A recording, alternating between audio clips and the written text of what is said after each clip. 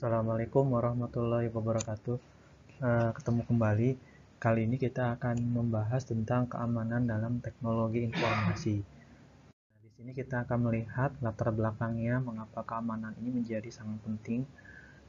Dimulai dari komputer menjadi bagian hidup, memenuhi berbagai kebutuhan hidupnya. Kemudian disusul dengan pemakai yang memang dimanja dengan teknologi, semuanya diberikan segala fasilitas dan fitur yang terdapat di dalamnya, sehingga komputer telah menjadi ruhnya pada setiap gerak manusia dan juga kegiatan yang ada di dalamnya. Selain itu, komputer juga bisa menjadi ancaman, dan ancaman itu bisa timbul ketika ketergantungan terhadap komputer ini semakin nyata. Nah, serangan komputer bisa terjadi berbagai macam variasi dan juga modusnya. Kemudian ada peluang kejahatan timbul dari pemakai komputer itu sendiri. Dan tingkat kerugiannya sangat tak terhitung dalam sisi jumlah, kuantitas maupun kualitasnya.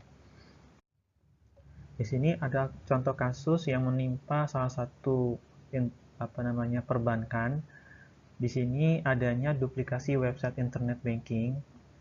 Dalam duplikasi itu bisa menampung username dan password nasabah oleh pihak lain, sehingga ini bisa merugikan pihak nasabah itu sendiri. Di samping itu juga adanya kasus penyerangan situs KPU. Ini terjadi di tahun 2004. Nah, di sini contohnya misalkan http://tnp.kpu.go.id. Nah, ini contoh misalkan. Nah, sebenarnya yang aslinya mungkin kpu.go.id ya. Nah, ini walaupun sama-sama .go.id, tapi kita harus cermati bahwa situs ini benar atau tidak, valid atau tidak. Nah, sehingga kita akan membangun sebuah pemahaman tentang keamanan. Jadi keamanan itu sebenarnya mengandung makna dari aman, dari serangan, atau juga dengan kegagalan. Dan keamanan ini mengandung makna suatu nilai yang sangat bernilai, berharga, dan juga punya jaminan dan kepastian.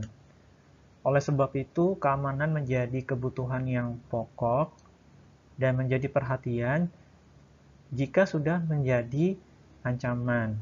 Nah, selanjutnya kalau sudah menjadi ancaman, harus dibuat perencanaan kebutuhan keamanan tersendiri menjadi sesuatu yang khusus.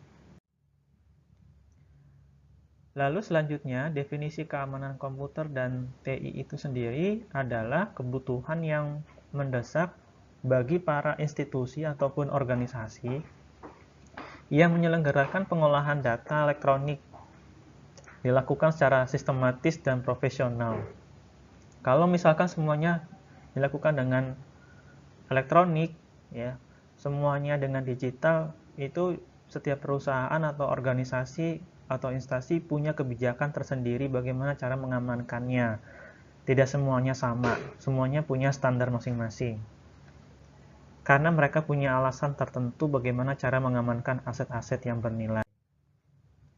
Nah, ini contoh misalkan definisi menurut John Howard dalam bukunya An Analysis of Security Incident on the Internet.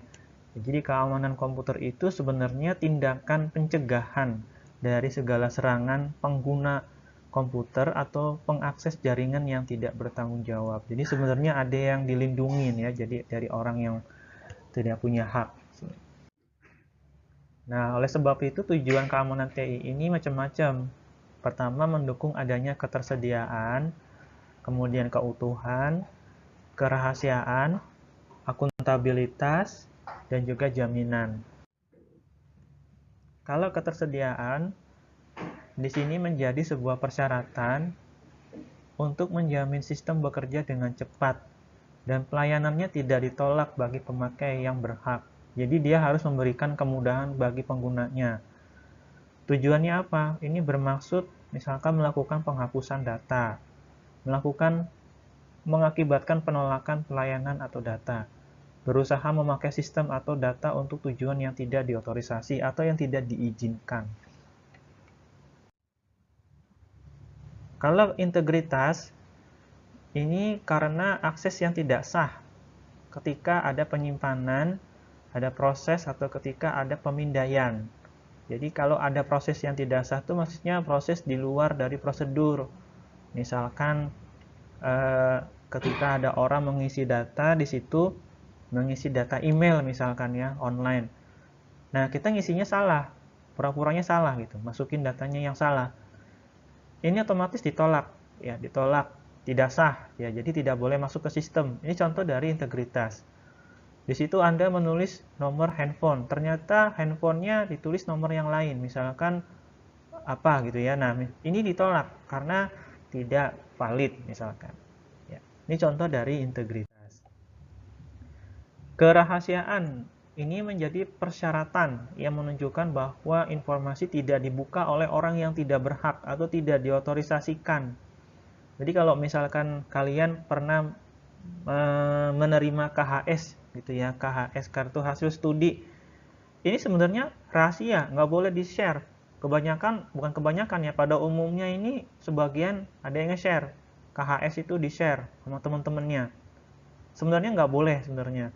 Itu mengandung kepribadian yang benar-benar harus dilindungi. Tapi ternyata sekarang fenomenanya ini di-share ya. Kemudian nomor handphone. Nomor handphone itu juga rahasia sebenarnya. Tapi karena kebutuhan tertentu harus dikasih tahu ya, harus di-share. Kemudian akuntabilitas ini ditunjukkan oleh pada level perorangan. Jadi persyaratan aksi entitas. Jadi orang-orangnya ini bisa dilacak dengan entitas tertentu. Kalau orang itu bisa dilacak dengan nick-nya, dengan nomor induk penduduknya. Tapi kalau komputer itu bisa dilacak dengan IP address. IP address itu ada dua macam, ada yang statik, ada yang dinamik. Kalau yang statik itu biasanya menggunakan IP-nya yang tidak berubah dan biasanya dipakai pada lingkup organisasi tertentu. Kalau misalkan yang dinamik itu dia bisa berubah dalam waktu tertentu dan biasanya ini menggunakan perangkat WiFi ya, biasanya ini yang gratisan ini IP-nya berubah-berubah. Jadi kalau ada misalkan tindakan tertentu mungkin sulit dilacak. Tapi nanti ujung-ujungnya bisa dilacak, gitu. Pasti bisa ya, dengan metode tertentu. Kemudian tujuannya yang lain adalah adanya jaminan atau kepastian. Ini untuk memantapkan tujuan yang dicapai ya. Ini dasar untuk meyakinkan bahwa ukuran keamanan secara teknik dan operasional itu harus kerjanya dengan baik. Ya, melindungi sistem dan juga pemrosesan informasi pada perusahaan. Nah, kita tahu bahwa perusahaan seperti perbankan ini sangat sensitif sekali karena dengan keuangan. Makanya di sini perusahaan itu berlomba-lomba bagaimana caranya menyediakan jaminan, bukan jaminan terhadap nasabahnya, tapi juga datanya yang di dalam sistemnya. Jadi sebenarnya perbankan itu punya beban tersendiri sebenarnya. Bukan hanya menampung dana, tapi juga sistemnya yang menampung informasi. Ya. Jadi tugasnya berat. Berikut ini adalah keterkaitan tujuan keamanannya. Jadi ada ketersediaan, ada kerahasiaan, ada keutuhan. Ini semuanya saling terkoneksi. Kalau tidak rahasia, otomatis tidak aman. Tidak tersedia informasinya juga tidak aman. Tidak utuh juga tidak aman. Contoh misalkan, kerahasiaan ini misalkan pada PIN ya, PIN number, PIN nasabah. Nah, ini harus dilindungi dari nasabah lain. Walaupun itu kerabat kita, itu sebenarnya tidak boleh ya. Makanya di dalam perbankan customer service itu tidak boleh tahu yang namanya PIN dari nasabah, tidak boleh ya. Kalau ketersediaan ini informasinya ini harus ada kalau dibutuhkan. Harus ada. Kalau nggak ada berarti tidak aman. Kalau misalkan ada nasabah tiba-tiba uangnya hilang di suatu bank, ya berarti itu tanda tanya, itu sistemnya gimana, aman apa tidak ya. Kemudian keutuhan artinya apa? Contoh misalkan kalau kalian mungkin pernah mensetor uang ke bank, suka ditanya ada KTP-nya enggak. Nah, ini contoh keutuhan. Jadi artinya itu memastikan bahwa orang yang menyetor itu adalah nasabah yang bersangkutan. Itu maksudnya integritas, bukan pihak yang lain. Ya, jadi ini yang disebut dengan keamanan. Kalau salah satunya nggak ada, nggak aman. Itu aja. Ya, jadi patokannya itu harus tersedia, rahasia, dan terjamin keutuhannya. Asli ya, informasinya harus asli. Bayangkan kalau itu informasinya palsu, jadi semuanya kacau. Kemudian adanya akuntabilitas.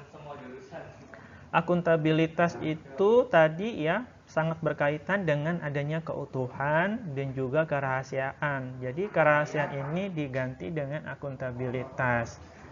Nah, sehingga keamanan ini menjadi sebuah kerahasiaan dan kerahasiaan ini menjadi suatu keutuhan. Ya, jadi memang sangat dibutuhkan sekali yang namanya keamanan. Sekali lagi menjadi kebutuhan prioritas. Ya, demikianlah ya. Jadi materi kita kali ini. Wassalamualaikum warahmatullahi wabarakatuh.